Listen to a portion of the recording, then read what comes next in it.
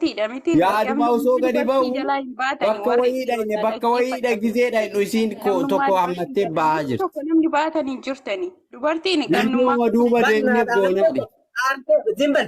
Zimbal wurdataamne suura mojji kaaftee osoo na ergite antana maal ta'e beekta hin tasaasa'e. Amma ani suuraa hin qabaa baraani suuraa salphaadhaa bar maal taateeti? Suuraa mi viidiyoo iyyuu goone. Ilaani obboloota ko isini nama boris dubartii godhatudha nama boris dubartii fuudhudha nama boris dubartii Har'a ani gadhiisee asirra kaa'ee irraa dubbatu wallaallee baraadha ko. Kanaafuu Kana banachuun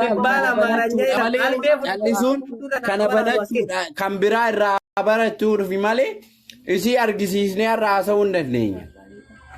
kan biraa waan irraa baratanii jiranii waan shamarroota keenyaa fi waan dhiirota keenyaa na dhibaa jira dhugaa rabbii birrii ofii keessanii. Ati amma shamarran dhiirri hattuudha jenneetiin qawxii godhaatu.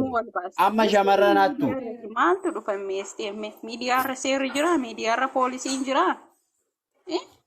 Namni anamma imaaraatii taa'ee naggeeffadhanii tokko ani waan sitti immoo waa tokko osoo akka sabboona bu'aa dogoggora jedhanii qaban. Abboolaan tuun kata tuun kana keessaa baha tuun duwida kuta amma oduu as finnellee ka salphinnan beekne ka haadha hin qabne ka jaartii hin qabne maal gooti jaartiin tiyya karaa raggate odoo dhiira taate qaata barwaa meeqa haasayamaa miti raggate. Wallahi wabillahi osoo dhiira waa meeqa jedhan sila amma koomantii jalatti dhiisi safuudha maali saal maali warra jedhan kan allaalinati maali dhiirri biyya keenyaa nama nyaatu malee nama nyaatu malee jedhan jarri meeqa kami ka nama nyaatu hisaaban qabu jarri barri hisaaban qabu wal fakkaataa kun. Ayyoo kiyya dhibame jettee kiyya dheengadda dhibba lama ergisiifatte nuura ergisiisuu fi ana ergisiisuuf daqiiqa muraasaa fi ani irratti dha'u ka'e mobaayil baankingii kiyya irratti wusha. Nama kana faa jira kunoo. Ka'in mul'atu barka bane. Korteet na dadhabnaan kiyyetti tar. Kiyyaa sabboona kiyyatti tarree bar anatti tartee oduu an dabarsuu deemu kiyyaan dabarsee birri carraa godhee mobaayil baankingii. Ina kunoora ani agini tagamaagamee nama 10tti ergeera akkaawuntii isaa. Wanni kun sirriidha. Ati fayyaan qabdu yoom raayit ta'e naan jedha namni ani duuba deebi'ee ganaa laala. Baasa akkasiisanii akii shamarran illee ittanii walitti nu qabina. Miskiina mana madaamii osoo waa muddamnee birrii nu erga koottaa fudhadhaa. Ani amma osoo miskiinummaa miti ati ila hin shaane wanta kan ergine osoo kaargoo kana moodatti namaa wali ergine osoo rakkannee. Garuu hin danda'u garan nan danda'u. Kana hidda kutaa ol baasaa hin kennina birrii illee isinirraa hafte nama akkanaati ka kennitan isin. Amma otuu ol baastanii guyyaa tokko guyyaa ladhaa boruuf.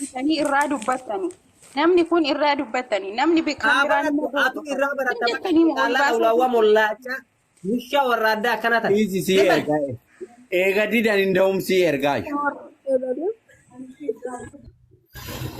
Zanna irraa guyyaa lama. Wallahi sabbona. Aku pihak aku tuju de EJT awal cifat. Arab cahyo iki ya time jira bergana buat jadi abba sabona si erga rautan. Sabona dan tangguh. Arab.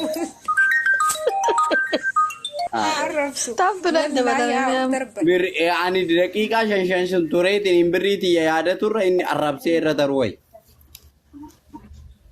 Assalamualaikum sabona undi kesan. Wallah sabona natto da rabbi. Dukke kaasa gizee tole gizee kaalle dukke kaasa. Uste damina dukken kamaliti. Obbeleetti tanteeti barkanuma saa ooltan. Obbeleetti teessan osoo taate yoo.